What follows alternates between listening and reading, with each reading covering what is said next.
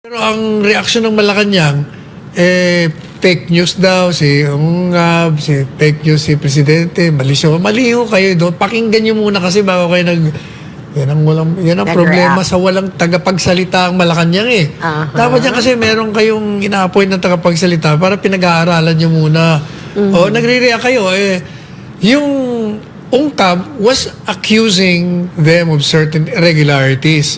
Kaya sabi ko doon sa statement ko, you have to validate first kung totoo yung sinabi niya.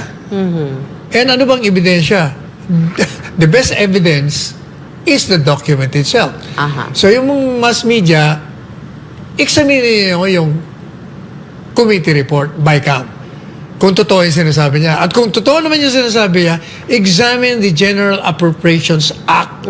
Kung yung sinabi niya nandun din. So kung totoo yun, tama ang opinion ni Presidente Duterte. Makukulong kayo pag ginagawa niya.